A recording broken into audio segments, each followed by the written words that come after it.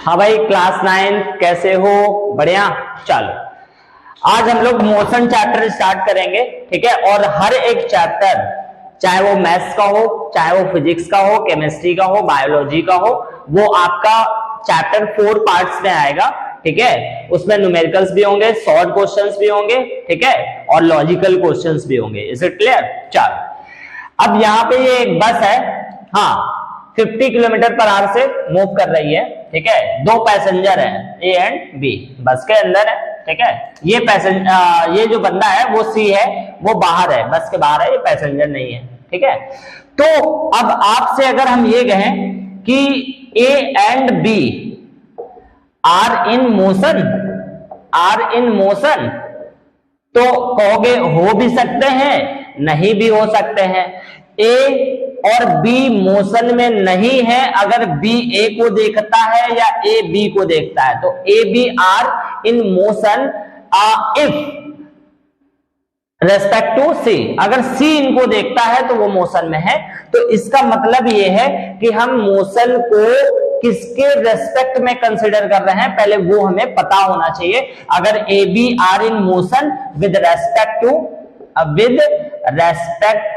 किसके रेस्पेक्ट में? With respect to C के रेस्पेक्ट में, हाँ मोशन में है।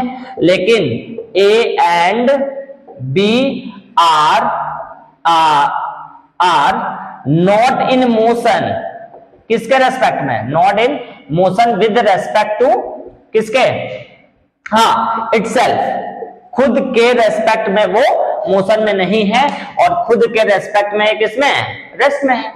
तो यहां से हमें ये पता चलता है कि अगर किसी ऑब्जेक्ट, किसी बॉडी को अगर हम मोशन और रेस्ट में बोलना चाहते हैं, तो हमें ये बताना होगा कि हम किसके रेस्पेक्ट में बोल रहे हैं, और इसी को हम लोग फ्रेम ऑफ रेफरेंस फिजिक्स में बोलते हैं। क्या बोलते हैं? Frame of reference. Is it clear? चल, अब ये क्वेश्चन है, An object can be either in rest or motion together. क्या एक ऑब्जेक्ट एक साथ मोशन में और रेस्ट में हो सकता है? चलो जाने की कोशिश करते हैं। सपोज करो भैया, हाँ, आप अर्थ पे हो, सपोज करो आप जो है अर्थ पे हो, ठीक है, आप अर्थ पे हो, आपके साथ आपका फ्रेंड भी है, ठीक है, दोनों लोग रेस्ट में हो, मतलब बैठे हुए हो, ठीक है। तो अगर हमने कहा कि ये ए है, ये बी है ना, ये एक बाइक है, ठीक है, जिसपे बंदा आपका जा रहा है, कोई सी बंदा है, वो जा रहा है, किसी स्पीड से जा रहा है, ठीक है। तो आप जब ए को देखोगे तो वो किसमें है? रेस्ट में है।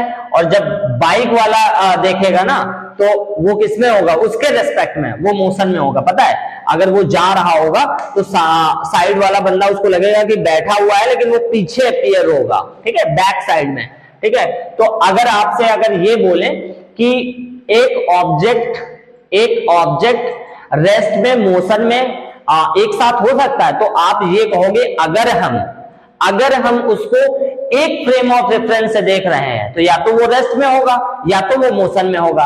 अगर हम अलग अलग फ्रेम ऑफ रेफरेंस से देख रहे हैं, अलग अलग फ्रेम ऑफ रेफरेंस का यूज कर रहे हैं, तो उसमें रेस्ट, एक फ्रेम ऑफ रेफरेंस से अगर रेस्ट में है, तो हो सकता है वो दूसरे फ्रेम ऑफ रेफरेंस से मोशन में हो। तो एक ऑब्जेक्ट पे कमेंट हम तभी करते हैं जब उसके फ्रेम ऑफ रेफरेंस का ज्ञान होता है। हो भी सकता है और नहीं भी हो सकता है। अगर फ्रेम ऑफ रेफरेंस एक है तो वो या तो रेस्ट में होगा या तो मोशन में होगा। अगर फ्रेम ऑफ रेफरेंस डिफरेंट है तो वो रेस्ट और मोशन दोनों में हो सकता है। Is it clear? चलो अब ये क्या है कि 2 कार हैं, एक कार ये है, आपकी ये कार ए है, ये बी है, दोनों 10 मीटर पर सेकंड की स्पीड से जा रही है, स्ट्रेट लाइन में है, दोनों का डायरेक्शन क्या है? सेम है, हाँ सेम डायरेक्शन है, ठीक है। तो भैया हुआ क्या कि आपसे पूछा गया कि what is the speed of car A, इसकी स्पीड बतानी है, किसके रेस्पेक्ट में?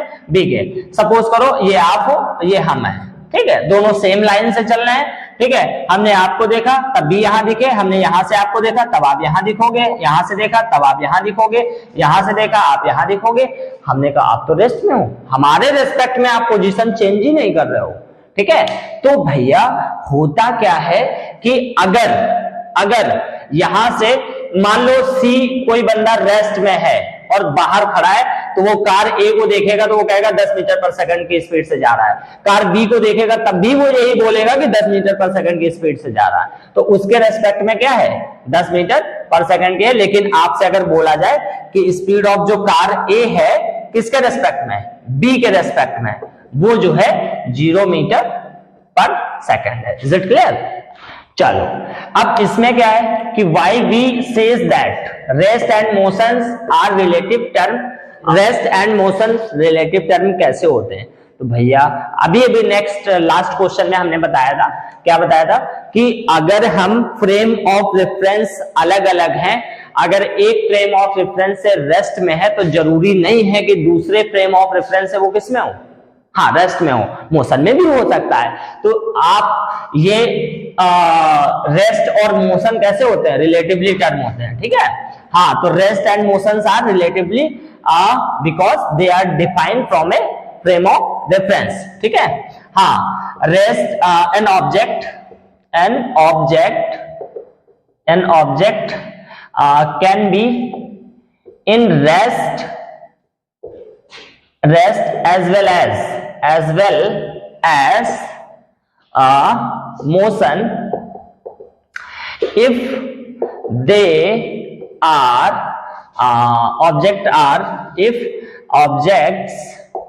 objects considered from different frame of reference, different frame of reference, हाँ वही फ्रेम ऑफ रेफरेंस जहां से आप किसी ऑब्जेक्ट को ये कह रहे हो कि वो मोशन में है कि रेस्ट है। Is it clear? चलो इसमें क्या है कि एक car is moving on a straight road, अगर वो स्ट्रेट रोड पे चलती है तो उसको हम लोग रेक्टिलिनियर मोशन बोलते हैं। क्या बोलते हैं? Rectilinear motion. Is it clear? हाँ ठीक है। ए जैवलिन और शॉर्टपुट, हाँ जैवलिन वही भाला टाइप का ऐसे फेंकते हैं, शॉर्टपुट ठीक है। तो thrown by an athlete, athlete ही फेंकेगा क्योंकि ये सब एथलीट्स के गेम है, ठीक है। Moves along a curve path, तो इसको हम लोग कर्वी लीनियर बोलते हैं, curvilinear motion. Is it clear? ठीक है। अगर ब्लेड्स ऑफ फैन के ब्लेड्स जो होते हैं अपनी एक्सिस के अबाउट, एक पर्टिकुलर एक्सिस होती है उसी के अबाउट रोटेट होते हैं, फिक्स पॉइंट, ठीक है। तो इसको हम लोग रोटेटरी मोशन बोलते हैं, रोटेटरी हाँ मोशन बोलते हैं। Is it clear? चलो एक और होता है, चलिए ये आपका सपोज करो वॉच का कोई पेंडुलम है, वो आपका इधर भी जा सकता है, ठीक है, इधर भी जा सकता है, ऐसे हिला डुला करता है, ठीक है। तो इस टाइप के मोशन को हम लोग ऑसिलेटरी, हाँ ऑसिलेटरी मोशन बोलते हैं। क्या बोलते हैं? Oscillatory motion. चलो मैकेनिक्स क्या होती है? ये एक फिजिक्स की ब्रांच है जिसमें हम लोग क्या स्टडी करते हैं? मोशन ऑफ ऑब्जेक्ट स्टडी करते हैं और क्या फोर्स लग रहा है, फोर्स लगने से मोशन क्रिएट होता है, ठीक है। हाँ उसी मोशन का स्टडी करते हैं, ठीक है। जब फोर्स हमें पता होगी कौन सा लग रहा ऑब्जेक्ट पे तब हम जानने की कोशिश करते हैं। चलो काइनेमेटिक्स क्या होती है? काइनेमेटिक्स क्या होती है? ये ब्रांच ऑफ मैकेनिज्म है जिसमें हम लोग स्टडी करते हैं मोशन की, लेकिन हमें फोर्स का नहीं पता होता है, रिगार्डलेस ऑफ द कॉज, क्यों मोशन में ऑब्जेक्ट है इससे कोई मतलब नहीं होता है। लेकिन मैकेनिक्स में हमें ये पता होना चाहिए कि कौन सा फोर्स लग रहा है और बॉडी क्यों मोशन में है। Is it clear? Scalar and vector quantity, scalar में ओनली मैग्नीट्यूड, ठीक है, और इसमें हाँ magnitude as well as direction, ठीक है। इसके एग्जाम्पल कुछ जान लेते हैं। इसमें डिस्टेंस, एरिया, मास, डेंसिटी, ठीक है, वॉल्यूम, स्पीड, ETC। इसमें जान लेते हैं फोर्स, डिस्प्लेसमेंट, एक्सेलरेशन, वेलोसिटी, ठीक है, टॉर्क, ET से। Is it clear? चलो अब हम दो स्टेटमेंट से ये पता करेंगे कि स्केलर और वेक्टर कैसे डिसाइड करते हैं, और दो कुछ क्वेश्चन से जानेंगे कि स्केलर और वेक्टर का कमिटमेंट क्या है, कि कब आप समझ सकते हो कि स्केलर और वेक्टर है। चलो फर्स्ट स्टेटमेंट में क्या है, पहले तो ये जान लो, ये नॉर्थ, ये साउथ, ये ईस्ट और ये वेस्ट, ठीक है।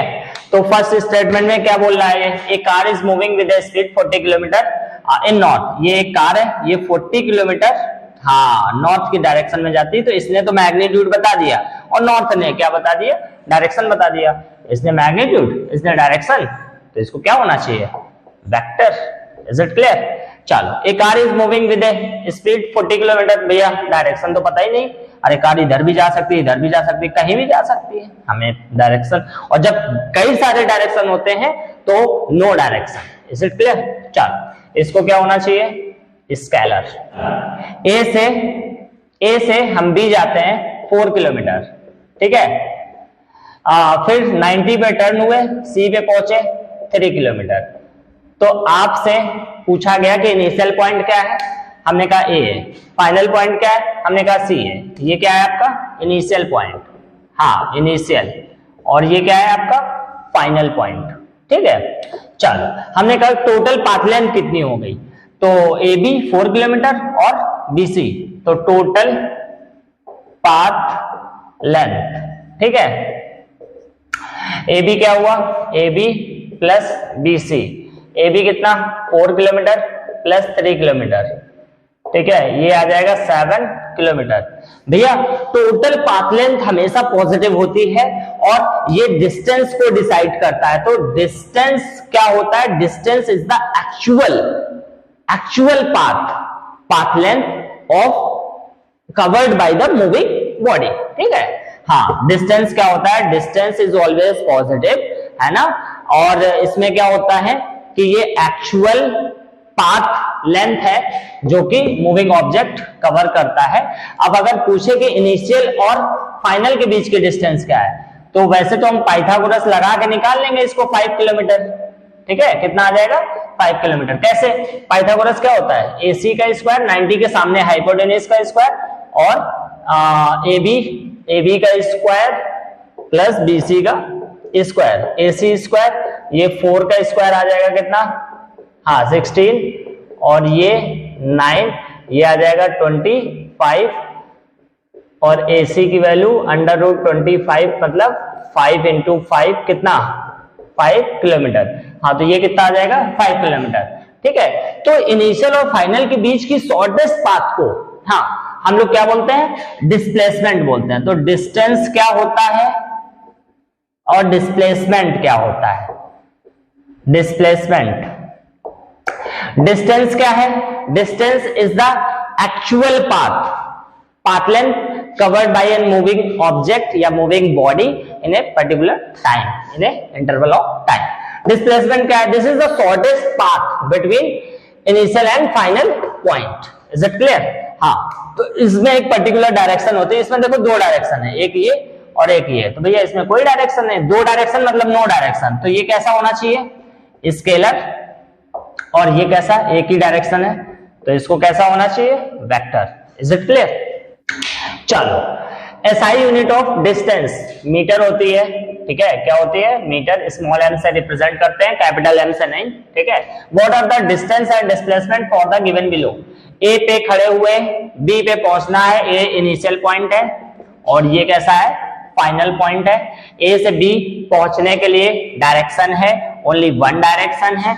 इसमें डायरेक्शन ऐसा भी हो सकता है, ऐसा भी हो सकता है, ऐसा भी हो सकता है, कई डायरेक्शन है, ठीक है।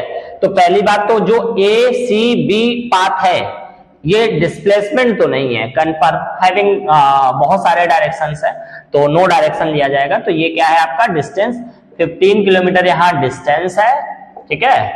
हाँ और इस पे आप चाहे यहां पे ड्रॉ करो, ऐसे ही आएगा, चाहे यहां पे ड्रॉ करो, सेम ही डायरेक्शन मिलेगा सब में। तो ये आपका शॉर्टेस्ट पाथ इनिशियल से फाइनल के बीच का डिस्टेंस और पर्टिकुलर एक ही डायरेक्शन है, इसलिए इसको हम लोग किसकी कैटेगरी में रखेंगे?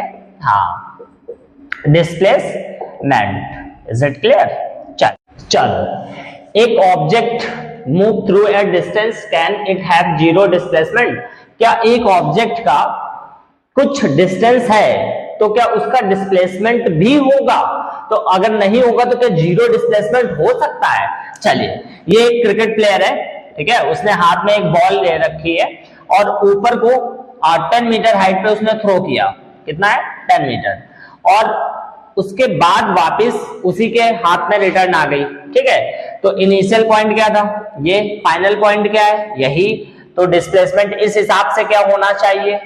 हाँ, जीरो होना चाहिए, बिल्कुल होना चाहिए, ठीक है। और डिस्टेंस क्या होना चाहिए भैया? डिस्टेंस एक्चुअल पाथ होता है। 10 गया, 10 आया, कितना? 10 + 10 20 मीटर। अब इस केस में देखो डिस्प्लेसमेंट क्या है? जीरो है और डिस्टेंस क्या है? 20 है। तो इसका मतलब डिस्टेंस कुछ है तो जरूरी नहीं कि डिस्प्लेसमेंट हो ही, जीरो भी हो सकता है। Is it clear? What are the difference between distance and displacement? Definition क्या होती है? It is the actual path length. It is the actual path length, ठीक है, बिटवीन 2 पॉइंट्स, ठीक है। It is the shortest path length.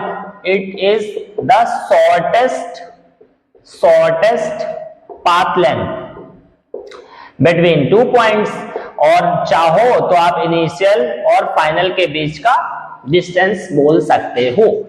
Physical quantity, इसको scalar quantity, ये vector quantity. It is a scalar quantity, it is a vector quantity. Value, ठीक है, इसकी value always positive, हमेशा पॉजिटिव ही होगी, ठीक है। इसकी वैल्यू पॉजिटिव भी हो सकती है, नेगेटिव भी हो सकती है और जीरो भी हो सकती है।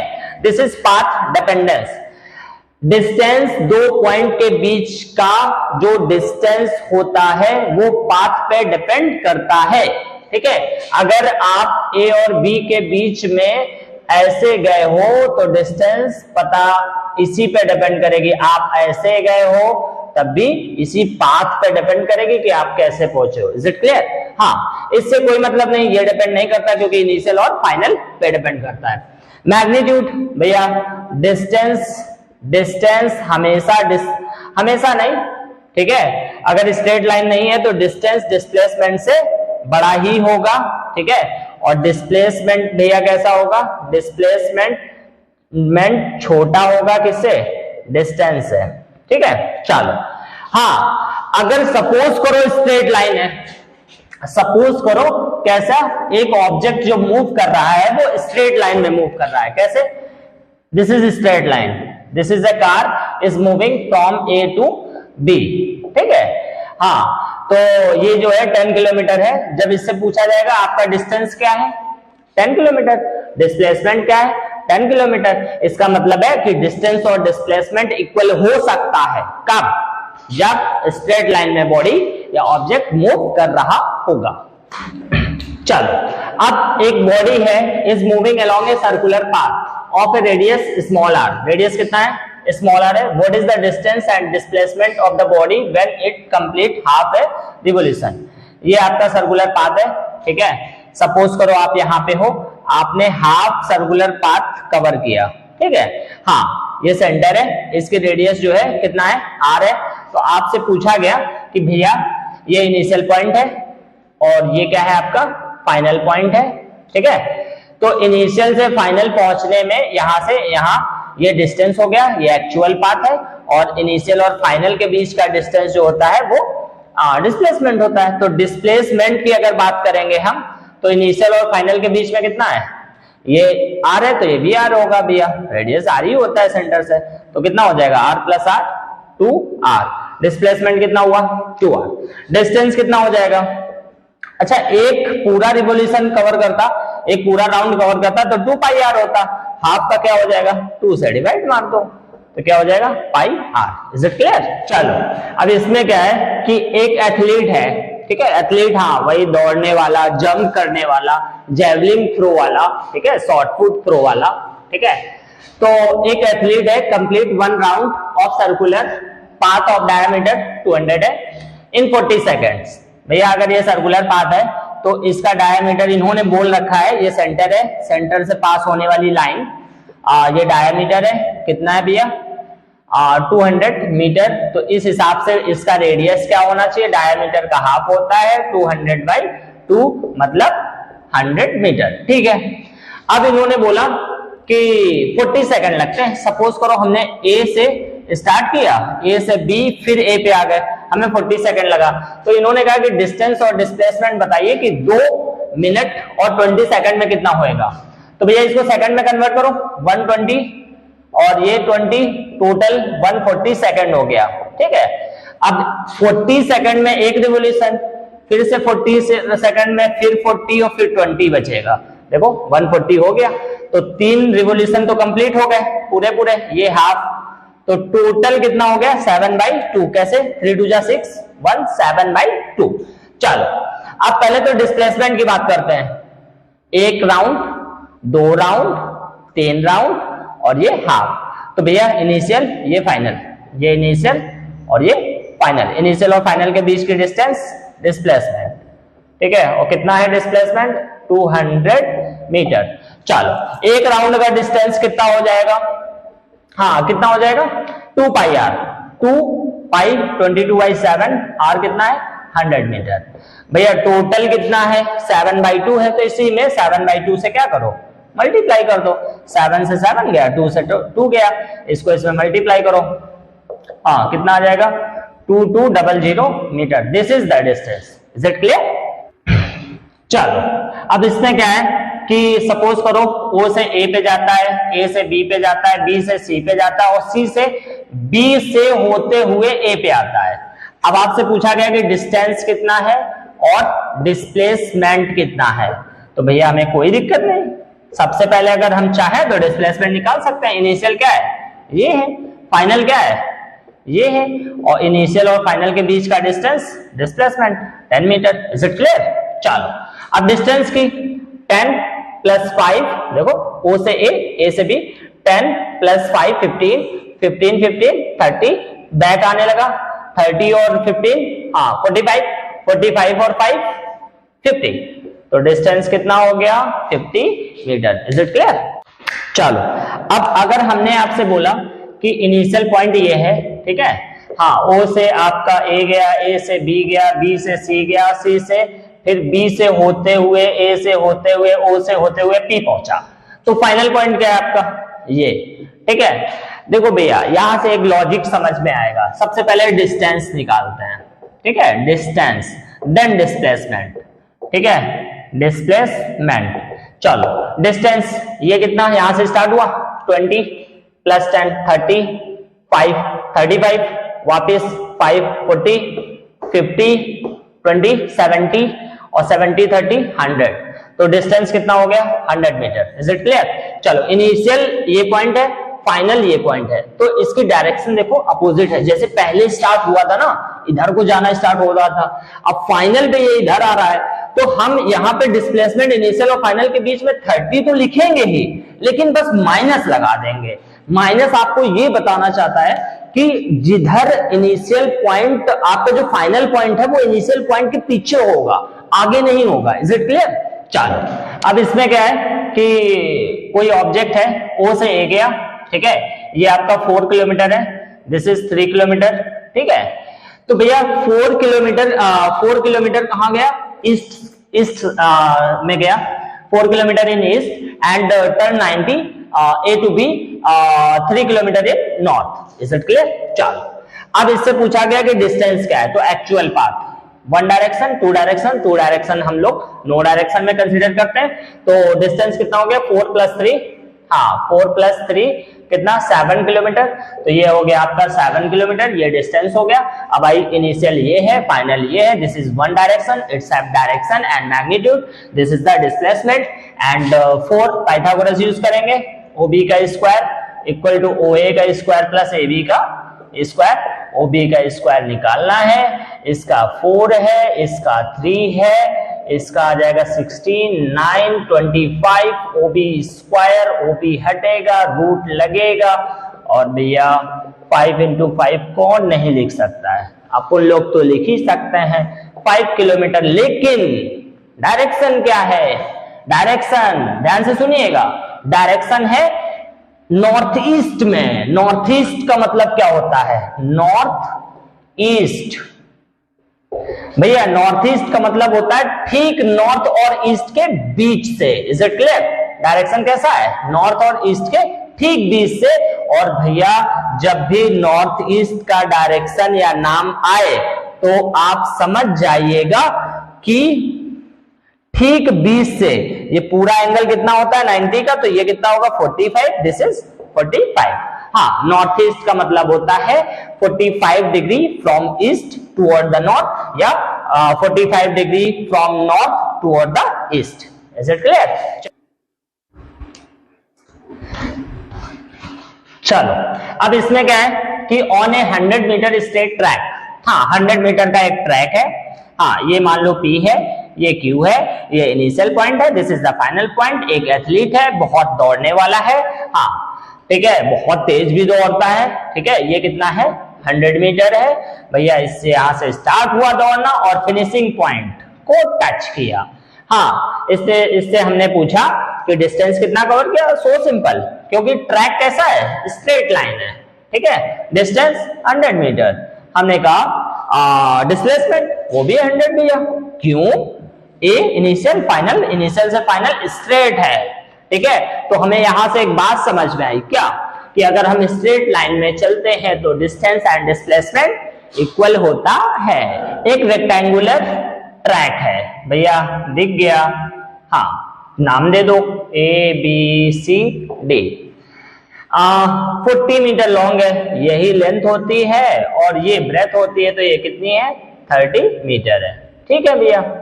इनिशियल पॉइंट ये कह रहे हैं, ठीक है, इनिशियल पॉइंट ये हो गया। टहलते टहलते वॉकिंग फ्रॉम वन कॉर्नर, तो ये रीच द अपोजिट कॉर्नर। इसके देखो, इसके बगल का कॉर्नर ये है, इसके बगल का कॉर्नर ये है, इसके अपोजिट कौन है? C है। तो भैया सीधे तो पहुंचेगा नहीं, ये कह रहे हैं कि इसी पाथ पे टहलते टहलते ये देखो ऐसे गया, फिर ऐसे गया और यहां पहुंच गया। ऐसे भी जा सकता है, नो प्रॉब्लम। तो देखो यहां से इधर गया, फिर इधर गया, तो हमने कहा इनिशियल पॉइंट ये, फाइनल पॉइंट ये। अब इन्होंने कहा कि भैया डिस्टेंस और डिस्प्लेसमेंट बता दो। हमने कहा कोई दिक्कत नहीं, डिस्टेंस कितना हो जाएगा? हाँ 40 + 30, हाँ कितना 70 मीटर हो जाएगा। डिस्प्लेसमेंट इनिशियल से फाइनल को मिलाओ जरा, हाँ ये, अरे ये 90 होता है, तो यहाँ क्या पाइथागोरस यूज नहीं कर सकते हैं? AC का स्क्वायर, हाँ हाइपोटेन्यूज 90 के ठीक सामने वाला AC का स्क्वायर इक्वल टू AB का स्क्वायर प्लस BC का स्क्वायर। AC का स्क्वायर इक्वल टू AB का स्क्वायर 40 का स्क्वायर प्लस 30 का स्क्वायर, कितना आ जाएगा 1600। और ये कितना भैया 900, ये 2500 AC स्क्वायर, AC की वैल्यू √2500। इसको पेयर में जब बनाओगे तो 50 × 50 आ जाएगा, एक पेयर बाहर आता है 50 मीटर, आंसर हो जाएगा। ये आया क्या? इनिशियल से फाइनल के बीच का मतलब displacement. Is it clear? Okay, I hope आपको वीडियो पसंद आया होगा। लाइक करते रहिए, सब्सक्राइब करते रहिए, शेयर भी कर